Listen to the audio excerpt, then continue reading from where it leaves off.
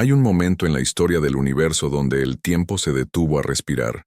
No es metáfora, no es exageración poética, es la descripción más exacta que el lenguaje humano puede ofrecer de lo que ocurrió en una colina a las afueras de Jerusalén, un viernes de primavera en el año 33 de la era común. Ese día, el creador de todas las cosas fue clavado a una cruz por sus propias criaturas, y mientras moría, estaba cumpliendo con una precisión matemática que desafía cualquier explicación racional cada detalle de un plan que había sido escrito siglos antes, en textos que sus ejecutores conocían de memoria, pero no supieron leer. Lo que vas a descubrir en los próximos minutos no es la versión resumida que has escuchado toda la vida, es la crucifixión vista desde adentro, desde la arqueología, desde el texto profético, desde la medicina forense del primer siglo, desde la teología que lleva 2000 años sin agotar la profundidad de ese viernes. Si llegas hasta el final, entenderás por qué esa cruz no pertenece solo al pasado. Para comprender lo que ocurrió en el Gólgota, es absolutamente necesario retroceder, no una década, no un siglo, varios milenios. Porque la crucifixión no comenzó en Jerusalén, comenzó en un monte llamado Moria, en una mañana en que un hombre de edad avanzada subió la ladera con un cuchillo en la mano y su hijo único caminando a su lado. Abraham había recibido de Dios una instrucción que contradecía todo lo que Dios mismo le había prometido. Isaac era el hijo de la promesa, el heredero a través del cual todas las naciones de la tierra serían bendecidas, y sin embargo, la voz que había cumplido cada promesa anterior, le pedía ahora que subiera al monte Moria y ofreciera a ese hijo en sacrificio. Abraham obedeció. Cuando Isaac, que cargaba la leña del holocausto sobre sus propios hombros, preguntó dónde estaba el cordero para el sacrificio, su padre respondió con una frase que la tradición judía reconocería como profética durante 1000 años. Dios se proveerá de corderos, hijo mío. El monte Moria no es un nombre geográfico cualquiera en la historia bíblica. Es la cadena montañosa sobre cuyas cumbres Jerusalén sería construida siglos después, y fue en la ladera norte de esa misma cadena, en el lugar llamado Gólgota, donde el Padre Celestial no detendría su mano como la detuvo sobre Isaac. Esta vez el hijo moriría. Esta vez no habría sustituto en el zarzal. Esta vez el hijo era el cordero. La geografía misma era una profecía escrita en piedra. Cuando Isaac subió al monte cargando la leña sobre sus hombros, el escritor de la carta a los hebreos lo vería siglos después como la imagen anticipada de Jesús cargando el madero hacia el lugar de su propio sacrificio, y añadiría que Abraham recibió a Isaac de vuelta en sentido figurado, como si hubiera resucitado de los muertos, porque eso era exactamente lo que el episodio prefiguraba. El Dios que enseñó a Abraham el lenguaje del sacrificio en el monte Moria era el mismo Dios que siglos después pronunciaría ese lenguaje en voz propia, desde la carne de su Hijo unigénito. El sistema de sacrificios que Dios estableció a través de Moisés en el Sinaí no fue una colección de rituales arbitrarios que un pueblo primitivo inventó para aplacar a una deidad exigente. Fue un vocabulario visual, un idioma de símbolos que Dios enseñó a Israel durante siglos, para que cuando llegara el momento definitivo, su pueblo tuviera las palabras necesarias para reconocer lo que estaba viendo. Cada cordero ofrecido en el templo era una oración en ese idioma. Cada gota de sangre derramada sobre el altar era una frase que apuntaba hacia adelante con una precisión que sus autores humanos no podían ver completamente, pero que Dios había diseñado con cuidado quirúrgico. El libro de Levítico establece con detalle exigente los requisitos para que un animal fuera aceptable como ofrenda. Sin mancha, sin defecto, sin imperfección visible. No era un criterio estético de presentación. Era una declaración teológica de una profundidad que solo se comprende completamente cuando se contempla a la luz de la cruz. Solo lo perfecto podía expiar lo imperfecto. Solo lo sin mancha podía cubrir la mancha del pecado humano. Cuando el apóstol Pedro escribiría décadas después, usaría exactamente ese lenguaje para describir a Cristo, como un cordero sin mancha y sin contaminación. Si este recorrido por la historia más profunda de la fe te está moviendo, suscríbete ahora y activa la notificación. Cada semana abrimos estas puertas con la misma profundidad.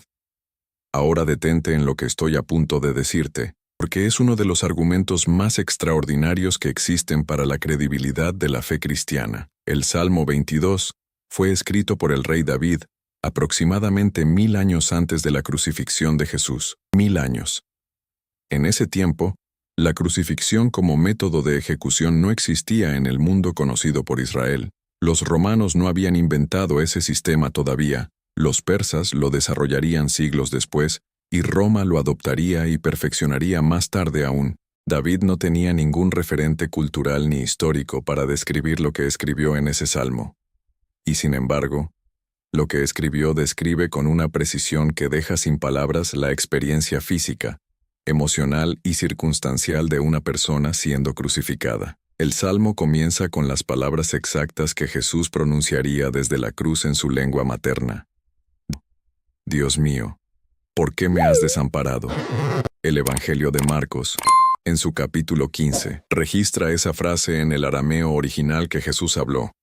Eloi, Eloi, lama sabactani. No era una expresión de desesperación sin contexto. Era una cita deliberada. En el momento de mayor oscuridad de su existencia humana, Jesús estaba señalando hacia ese salmo milenario, diciéndoles a todos los que tuvieran oídos para oír: miren lo que está escrito, y vean cómo se cumple ante sus ojos en este instante. Lo que sigue en el Salmo 22 es progresivamente más asombroso. El versículo 7 dice que todos los que le ven le escarnecen, estiran la boca y menean la cabeza. Los 4 evangelios registran con independencia entre sí exactamente ese comportamiento de la multitud y de los líderes religiosos que observaban la crucifixión, burlándose, sacudiendo la cabeza, lanzando desafíos. El versículo 8 pone en boca de esos burladores palabras que el Evangelio de Mateo en su capítulo 27 reproduce casi textualmente: confió en Dios, que lo libre ahora si le quiere. El versículo 14 describe una experiencia física que corresponde con precisión médica a lo que ocurre en el cuerpo humano durante una crucifixión. He sido derramado como aguas, y todos mis huesos se descoyuntaron. La posición de los brazos extendidos y sujetos por clavos, mientras el cuerpo cuelga de su propio peso, produce exactamente ese efecto en las articulaciones, comenzando por los hombros y progresando hacia abajo mientras la víctima lucha por respirar. El versículo 16 describe manos y pies perforados, y el versículo 18, con una especificidad que resulta imposible de atribuir al azar, dice: repartieron entre sí mis vestidos y sobre mi ropa echaron suertes. El Evangelio de Juan, en su capítulo 19, registra que los soldados tomaron las vestiduras de Jesús y las dividieron en 4 partes, una por soldado, pero cuando llegaron a la túnica interior, que era sin costura y tejida de una sola pieza desde arriba, decidieron no desgarrarla y echaron suertes para decidir quién se la quedaba. Juan añade la frase que hace de este momento uno de los puentes más estremecedores entre ambos testamentos, para que se cumpliese la escritura. Todo había sido escrito. Todo se estaba cumpliendo.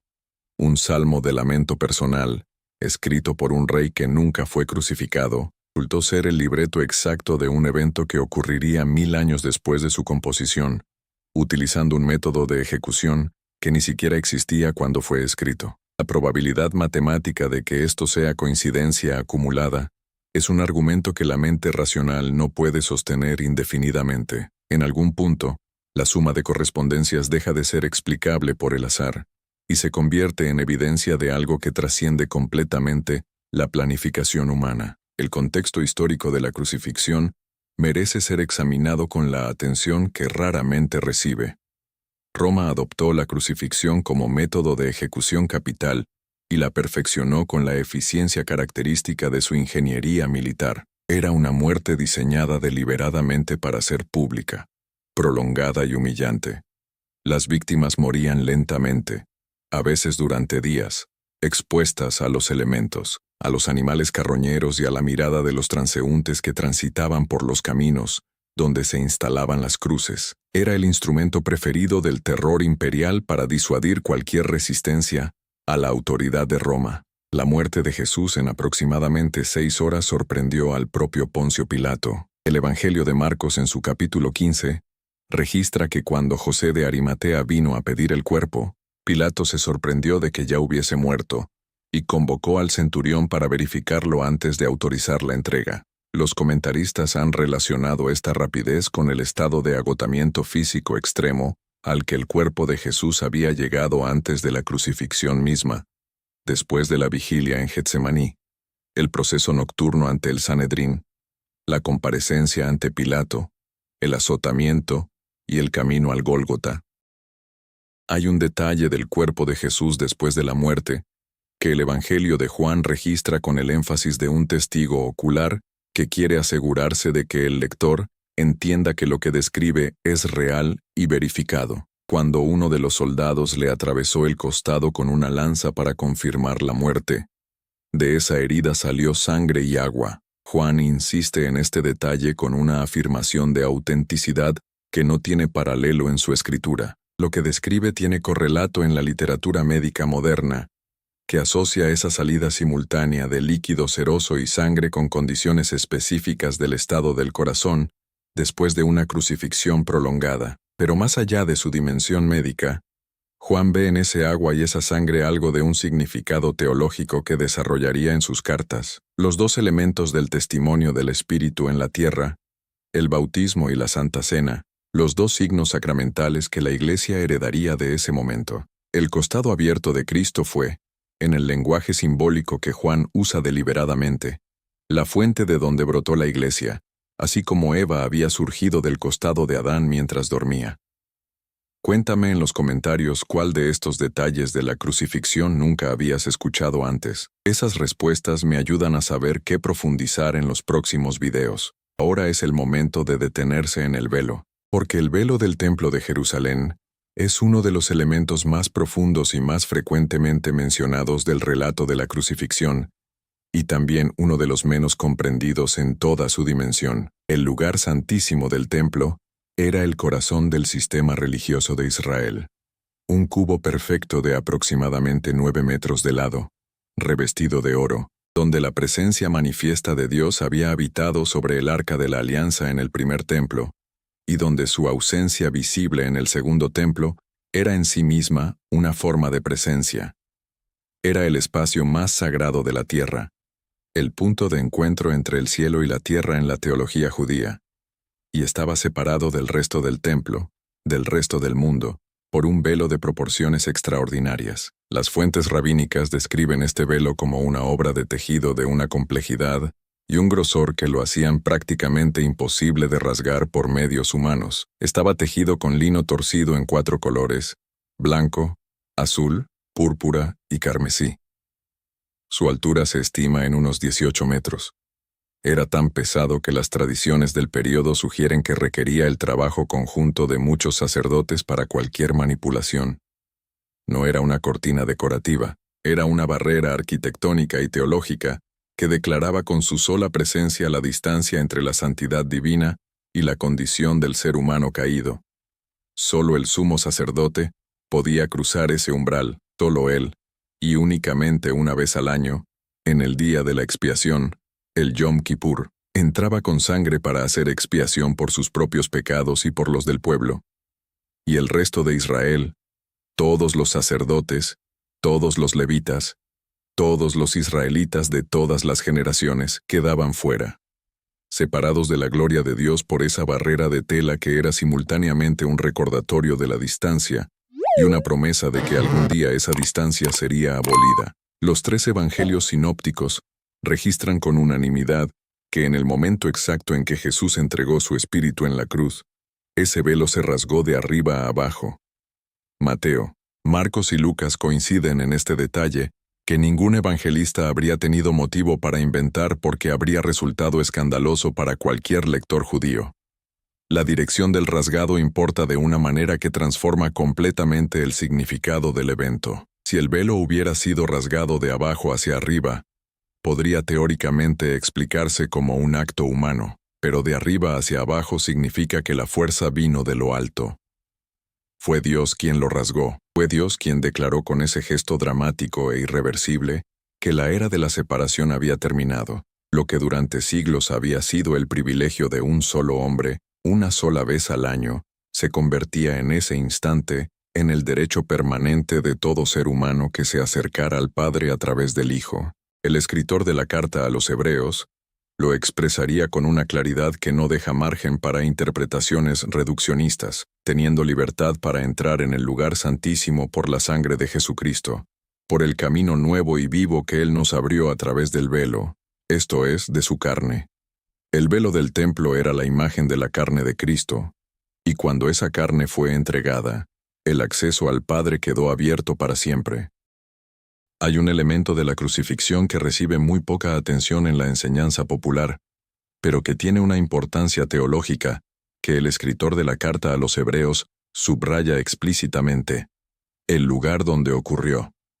El Gólgota no estaba dentro de los muros de Jerusalén, estaba fuera, cerca de una de las puertas principales por donde fluía el tráfico de personas que entraban y salían de la ciudad. Jesús fue llevado fuera, fue excluido de la ciudad. La carta a los Hebreos conecta este detalle geográfico con una práctica específica del sistema sacrificial del Yom Kippur. Cuando el sumo sacerdote llevaba la sangre de los animales al lugar santísimo el día de la expiación, los cuerpos de esos mismos animales eran sacados fuera del campamento y quemados. Afuera, excluidos. Y el capítulo 13 de Hebreos lo señala directamente, por lo cual también Jesús, para santificar al pueblo mediante su propia sangre, padeció fuera de la puerta. La geografía de la crucifixión era teología escrita en tierra y piedra. Fue llevado afuera para que los que estaban afuera pudieran ser traídos adentro. La Pascua judía no es simplemente el trasfondo cronológico de la crucifixión, es su clave interpretativa más completa, la que Dios había estado preparando durante más de 1000 años de historia antes de que llegara el momento de usarla. Cuando Dios liberó a Israel de Egipto, instruyó a cada familia a tomar un cordero sin mancha, sacrificarlo al atardecer y aplicar su sangre en los postes de la puerta. La promesa era que el juicio pasaría de largo sobre las casas donde esa sangre estuviera visible. El ángel de la muerte no distinguía entre las personas dentro de la casa, distinguía entre las casas cubiertas por la sangre y las que no lo estaban. Jesús fue crucificado durante la Pascua. Murió en el mismo período del calendario en que los corderos pascuales estaban siendo sacrificados, en los atrios del templo, a pocas cuadras de distancia. La sincronía no era cronológica, era teológica. Pablo lo diría con una economía de palabras que contiene una teología completa. Porque nuestra Pascua, que es Cristo, ya fue sacrificada por nosotros. Más de 1000 años de celebraciones anuales de la Pascua habían sido el ensayo de este momento. El Cordero definitivo había llegado. Y hay un detalle físico de la crucifixión que conecta directamente con las instrucciones del Éxodo sobre el Cordero Pascual. El libro del Éxodo en su capítulo 12 había establecido de manera explícita que del Cordero Pascual no debía quebrarse ningún hueso. Era un requisito ritual que los israelitas habían observado durante siglos, sin comprender completamente su alcance. El Evangelio de Juan registra que cuando los soldados romanos, siguiendo el procedimiento habitual de acelerar la muerte de los crucificados quebrándoles las piernas para que no pudieran levantarse para respirar, llegaron a Jesús, vieron que ya había muerto y no le quebraron las piernas. Y Juan añade, porque estas cosas sucedieron para que se cumpliese la Escritura, no será quebrado hueso suyo. 1000 años de un requisito cumplidos en el cuerpo específico del hombre crucificado en el Gólgota, por soldados romanos que no sabían nada del libro del Éxodo. Las 7 palabras que Jesús pronunció desde la cruz constituyen uno de los textos más meditados de la historia de la Iglesia y siguen conteniendo profundidades que cada generación redescubre desde su propio ángulo. La primera fue una oración, no por sus discípulos, no por las mujeres que lloraban al pie de la cruz, por sus verdugos. Padre, perdónalos porque no saben lo que hacen. Esta intercesión, registrada en Lucas capítulo 23, no fue un gesto retórico ni un acto de tolerancia filosófica. Fue el Evangelio siendo practicado en tiempo real, en el momento exacto en que el precio del Evangelio estaba siendo pagado. La intercesión que el sumo sacerdote realizaba una vez al año en el lugar santísimo era aquí pronunciada por el sumo sacerdote eterno desde el altar de su propio cuerpo, en voz alta, a favor de los mismos que lo estaban ejecutando. El perdón siendo ofrecido en el preciso instante en que el precio del perdón estaba siendo cancelado. La segunda palabra fue una promesa absoluta. Uno de los dos criminales crucificados junto a Jesús, después de reprender a su compañero con una lucidez teológica sorprendente, dada su situación, se volvió a Jesús con una fe que en ese momento resultaba casi incomprensible para cualquier observador y dijo: «Acuérdate de mí, cuando vengas en tu reino». La respuesta de Jesús fue inmediata y sin condiciones.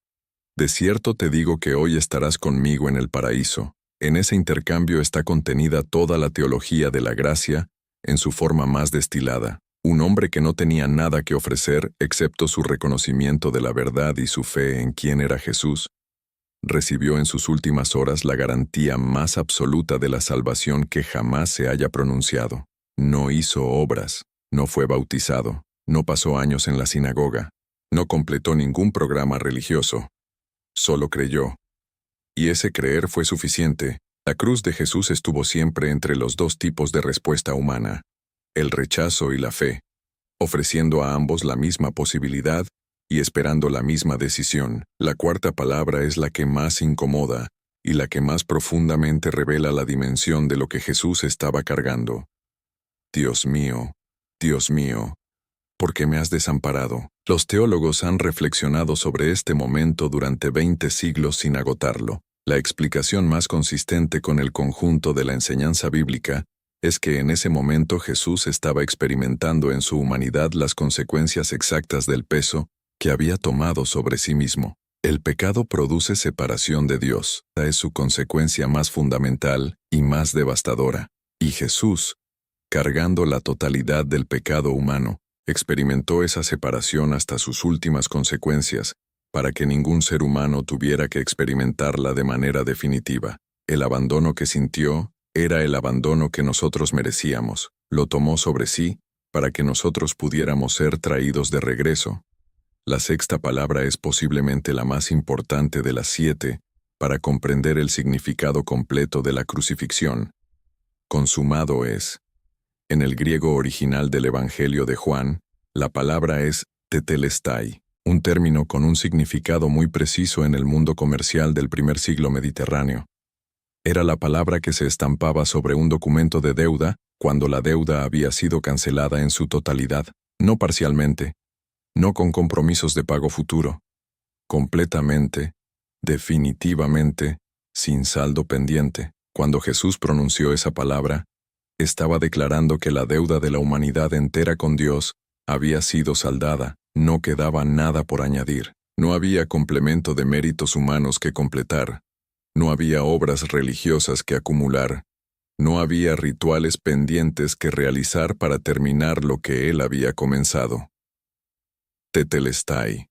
Pagado en su totalidad y para siempre. Esta es la palabra más liberadora de toda la historia humana. Fue pronunciada desde una posición de aparente derrota total, por un hombre clavado a una cruz, en el momento de su mayor debilidad visible, pero esa debilidad aparente era la mayor demostración de poder que haya tenido lugar en la historia de la creación. El poder de una gracia que paga lo que el pecador no puede pagar, y el poder de un amor que completa lo que la criatura no puede completar. La séptima y última palabra fue una oración de entrega. Padre, en tus manos encomiendo mi espíritu. Lucas registra que Jesús la pronunció con gran voz antes de expirar. Comenzó con el grito del abandono sentido y terminó con el acto deliberado de la entrega confiada.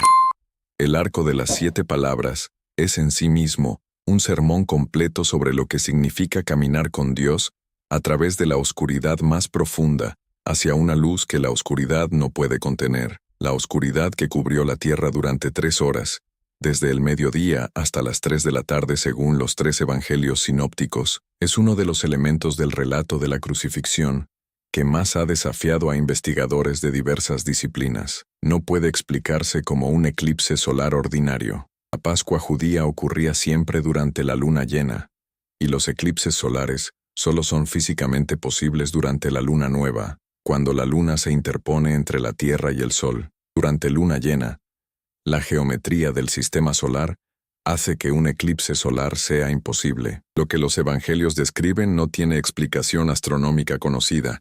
Era un signo, el lenguaje de Dios escrito en el cielo en el momento en que el Creador de la luz cargaba con las tinieblas acumuladas del pecado de la humanidad. El profeta Amós, en su capítulo 8, lo había anunciado siglos antes. Haré que el sol se ponga al mediodía, y cubriré de tinieblas la tierra en el día claro. El cielo mismo vistió de duelo sobre lo que estaba ocurriendo en esa colina. El terremoto que sacudió Jerusalén en el momento de la muerte de Jesús, registrado en Mateo capítulo 27, y las señales que lo acompañaron, hablan el mismo lenguaje de respuesta cósmica. La creación reaccionó, porque lo que estaba ocurriendo no era un evento local. Era el punto de inflexión de toda la historia creada, el momento en que la muerte comenzó a morir, y fue en ese contexto de señales cósmicas donde ocurrió uno de los testimonios más sorprendentes de todos los registrados en torno a la crucifixión.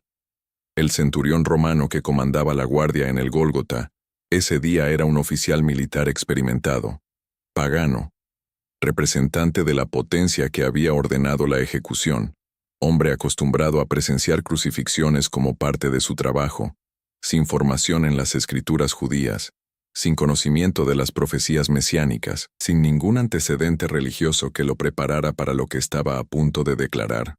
Cuando vio el terremoto y las señales que acompañaron la muerte de Jesús, tuvo gran temor y dijo: verdaderamente este hombre era hijo de Dios. El Evangelio de Lucas recoge sus palabras de manera ligeramente diferente pero igualmente significativa. Verdaderamente este hombre era justo. El primer ser humano en pronunciar fuera del círculo de los discípulos la confesión fundamental sobre la identidad de Jesús fue un soldado romano sin preparación religiosa alguna. Parado al pie de la cruz, en el momento de mayor aparente derrota del Mesías, el Evangelio llegaba a los gentiles antes de que el cuerpo de Jesús fuera puesto en la tumba. ¿Qué provoca en ti ese detalle cuando lo contemplas desde donde estás hoy? Cuéntame en los comentarios. Quiero leer cómo te encuentra este mensaje en tu propia historia. La participación de José de Arimatea y Nicodemo en el entierro de Jesús no es un detalle menor de la narrativa. Ambos eran miembros del Sanedrín, el mismo consejo que había aprobado la condena de Jesús. Ambos habían sido discípulos en secreto, ocultos por el miedo a las consecuencias de su asociación con él. Y en el momento en que asociarse con el crucificado era más peligroso que nunca, porque significaba asociarse con un hombre condenado por sedición ante Roma, estos dos hombres salieron de las sombras. José fue directamente ante Pilato y pidió el cuerpo. Nicodemo llegó con una cantidad de especias aromáticas que el Evangelio de Juan cifra en aproximadamente 30 kilos. Una generosidad propia del entierro de reyes. Envolvieron el cuerpo en lienzos con las especias, siguiendo la costumbre judía, y lo pusieron en un sepulcro nuevo donde nunca nadie había sido depositado, excavado en la roca en un huerto próximo al Gólgota.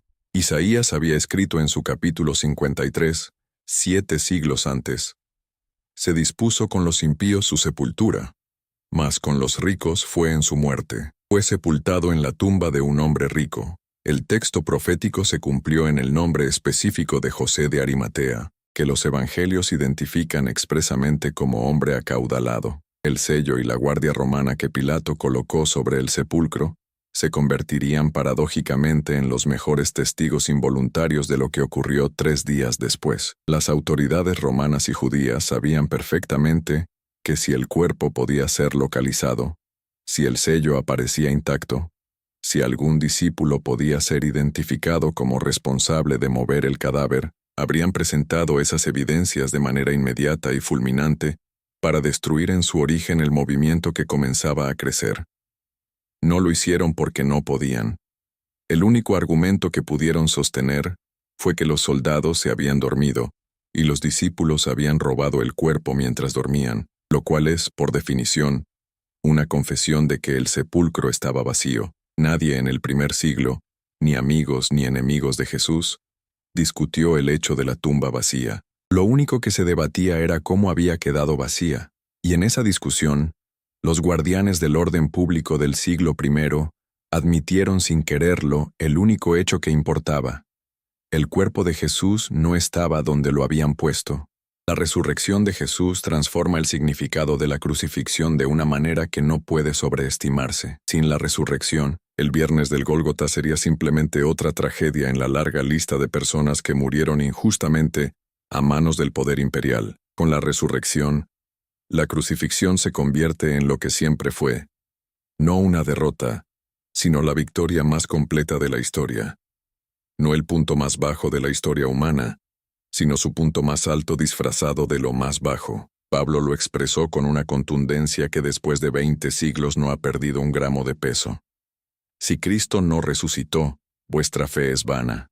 Aún estáis en vuestros pecados. La crucifixión sin la resurrección sería un sacrificio sin confirmación. La resurrección es la declaración del Padre de que el sacrificio fue recibido, de que el precio fue suficiente, de que el tetelestai pronunciado desde la cruz era verdad.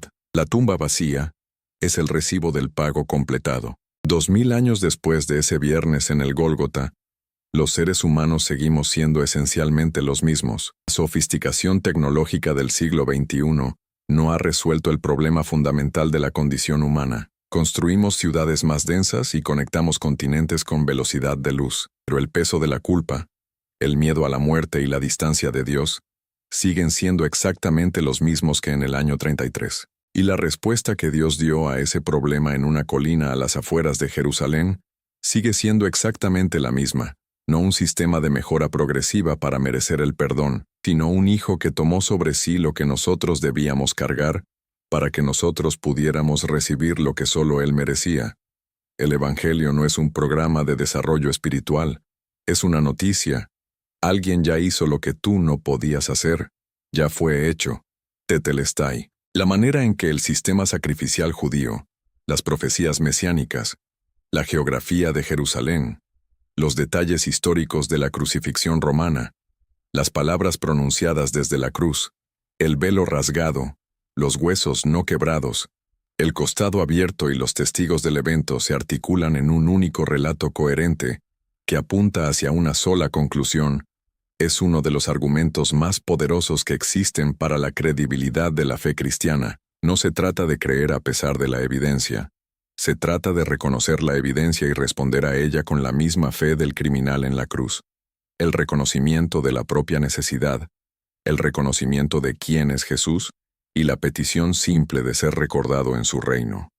Esa petición, 2000 años después, sigue siendo respondida con las mismas palabras. Hoy estarás conmigo en el paraíso. La historia que comenzó con Abraham subiendo al monte Moria, que continuó con cada cordero degollado en el atrio del templo, que fue cantada por David en el Salmo 22, antes de que David comprendiera completamente lo que cantaba, que fue anunciada por Isaías, en su capítulo 53, con una claridad que dejó a generaciones de rabinos sin respuesta, que se materializó en un viernes de Nisán en el Gólgota de Jerusalén. Esa historia no terminó en la piedra fría de una tumba sellada. Continúa en cada vida que es transformada por el encuentro con el Cristo crucificado y resucitado. Continúa en cada comunidad que parte el pan en su nombre. Continúa en la proclamación del Evangelio a cada rincón del mundo, hasta que llegue el día en que el mismo Jesús que fue llevado al Gólgota regrese, no para ser crucificado de nuevo, sino para reinar sobre todo lo que su sacrificio compró. Ese día se acerca, y todo lo que ocurrió en esa cruz es la garantía de que llegará. Si este recorrido ha encendido algo en tu interior o ha abierto preguntas que necesitan seguir siendo exploradas, este canal existe exactamente para eso. Suscríbete para no perderte el próximo mensaje. Y comparte este video con alguien que necesite escuchar hoy que lo que ocurrió en el Gólgota fue hecho también por él, también por ella, con nombre propio, y con un amor que no tiene fecha de vencimiento. El Tetelestai fue pronunciado también por ti.